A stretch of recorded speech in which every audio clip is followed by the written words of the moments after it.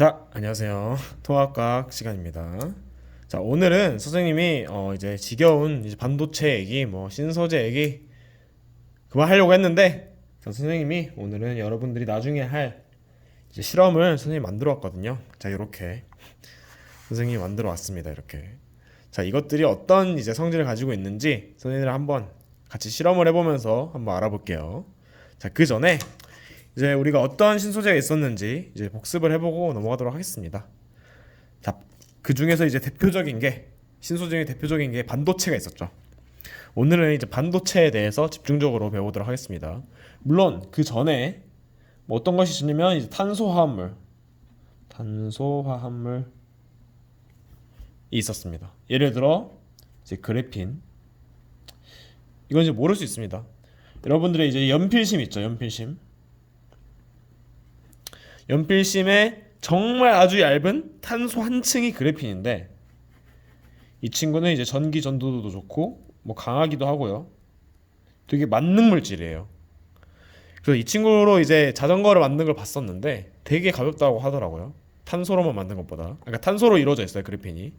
아무튼 되게 유용한 신소재다. 이 탄소가 어떻게 배열되느냐에 따라서 되게 달라져요. 자, 그 다음에 자연을 따라한 신소재도 있었죠. 자연. 우리 찍찍이, 이렇게 약간 돌기처럼 올라있는 이런 찍찍이도 있었고요. 독고마리 열매를 모방한. 그 다음에 또 어떤 게 있었죠? 초음파, 자동 청소기 또 있었죠. 자동 청소기. 그 다음에 연꽃, 그리고 게코도마뱀의 발바닥.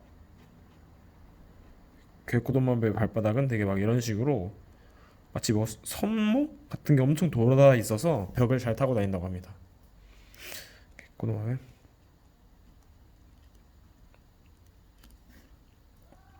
자, 그럼 이건 차치해 두고 이제 반도체 얘기로 한번 넘어가 볼게요. 자, 반도체는 어떤 거냐라고 하면은 지각에서 두 번째로 많은 원소 규소에 미량의 원소를 첨가한 거예요. 근데 어떻게 해서 전류가 잘 흐르게 됐냐? 실제로 규소는 비금속이거든요. 근데 여기서 어떤 미량의 원소를 추가했더니 전류가 잘 흘러. 근데 잘 흐를 때도 있고 못 흐를 때도 있는데 그걸 우리가 조절할 수 있다는 거예요. 이 반도체의 대표적인 예로 이제 축전기라는 게 있는데, 축전기는 쉽게 말해서 배터리예요. 우리 스마트폰 이제 보조 배터리 들고 하는 친구들도 매우 많고, 스마트폰 이제 배터리 용량이 되게 중요하잖아요. 그래서 이걸로 어떻게 하느냐? 축전기로 어떻게 할 건데요? 축전기로 이제 전류를 저장을 하고, 혹은 전류라 해도 되고 전하라 해도 되고 상관없지만 전류를 저장해 놓고, 혹은 전류를 저장하지 않고, 이 두 가지 경우를 통해서 정보를 저장합니다. 선생님이 저번 시간에 0, 1로 이제 컴퓨터와 연산을 한다 그랬었는데, 마찬가지로 전류가 저장된 거를 1, 전류가 저장되지 않은 걸 0, 이렇게 정보를 저장할 수 있겠죠. 그 다음 트랜지스터라고 하는 것은 이렇게 약간 뭔가 좀 징그러운 벌레처럼 생긴 친구가 있는데, 이 친구들은 이제 다이오드라는 어떤 방향을 한쪽으로만, 전류 방향을 한쪽으로만 흐르게 해주는 어떤 것들이 매우 많이 뭉쳐져 있는 상태예요. 이런 것들이 이제 모여지면서 다양한 기능을 할 수가 있습니다. 트랜지스터. 그래서 우리가 어떤 것을 할 거였냐면요, 이 CDS 광 센서, 그리고 발광 다이오드. 자, 지금은 용어가 어려울지라도 선생님과 이제 같이 한번 실험을 해보면 이해가 될 겁니다. 그리고 브릿지 다이오드, 그리고 플렉스 센서, 구부림 센서라고도 합니다. 구부림 센서. 자, 이들이 각 총 4가지죠? 어떤 특징이 있는지 한번 같이 보도록 할게요.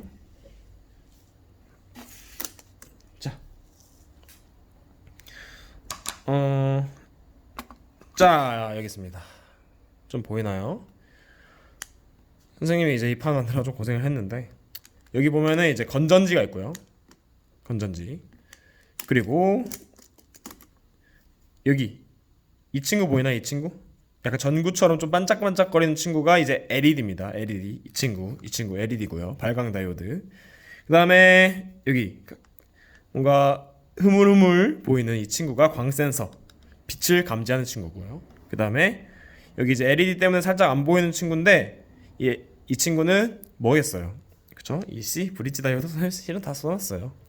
브릿지 다이오드는 어떤 역할을 하는지 좀 이따 보고요. 그 다음에 이 이렇게 지그재그 모양으로 되어 있는 플렉스 센서까지 이제 우리가 공부를 해보면 될 것 같습니다. 이 부분은 아마 선생님이 나중에 여러분들 다 한 번씩 시켜볼 거라서 수행평가 될 것 같고요. 한번 제대로 봐주세요. 먼저 LED 같은 경우에는 구조부터 설명을 해주자면, 자, 이렇게 생겼습니다.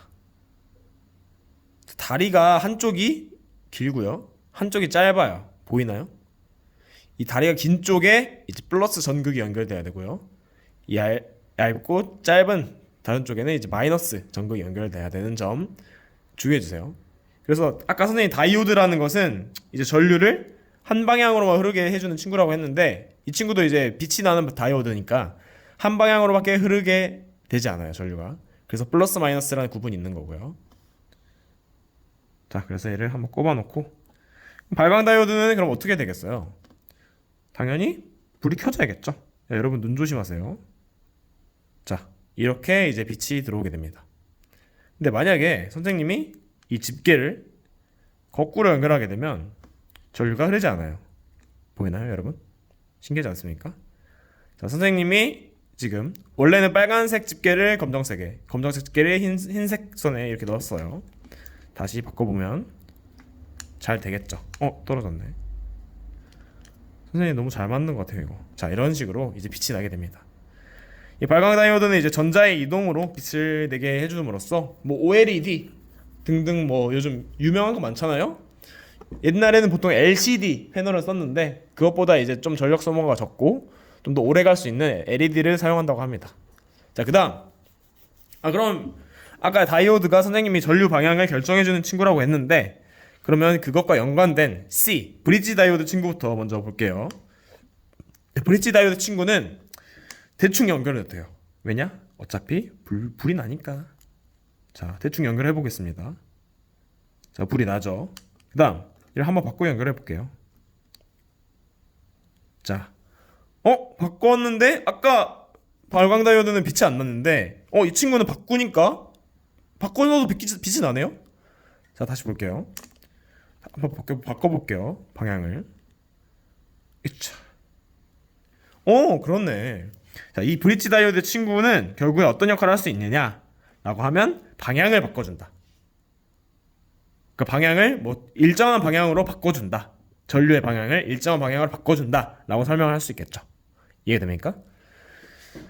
그래서 선생님이 여러분들이 이제 세심하게 눈치챘으면 모르겠지만, 선생님 플러스 전극이 들어와야 되는 부분은 검정 색깔을, 마이너스 전극이 들어와야 되는 부분은 흰색 색깔로 했는데, 이 C 부분에서는 선서를 모두 검정색으로 했죠. 결국 상관이 없다는 얘기입니다.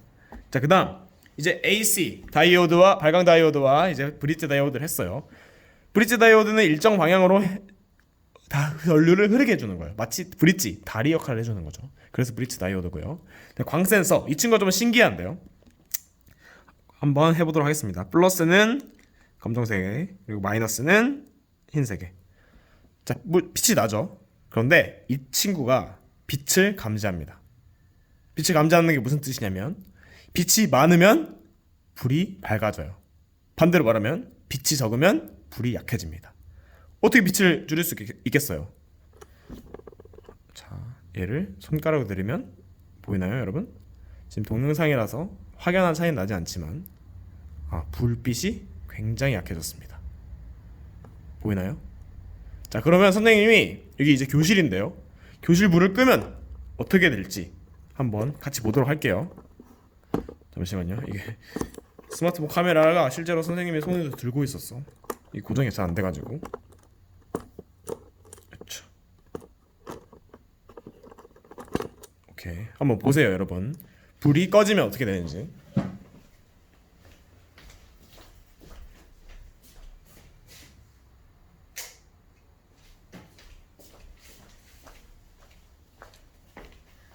자, 여러분 어땠죠? 선생님이 지금 교실 전체 불을 껐거든요.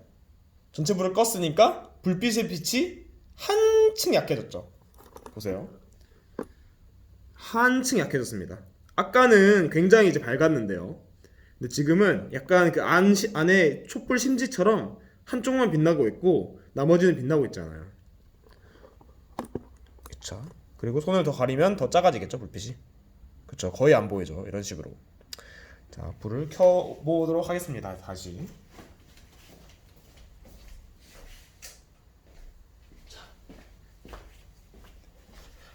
자, 엄청 맑아졌죠? 자, 그래서 광 센서라는 것은 이제 빛의 세기가 증가함에 따라서 더 빛이 강하게 할 수 있도록 전류가 강하게 흘러주는 친구고요. 그 다음에 이제 마지막으로 가장 신기한 친구인 플렉스 센서에 대해서 이제 설명해 주도록 할게요. 자, 플렉스 센서. 자, 이차. 플렉스 센서는 불이 안 들어오네? 고장났나? 라고 생각할 수 있겠지만 실은 그게 아닙니다. 보이나요?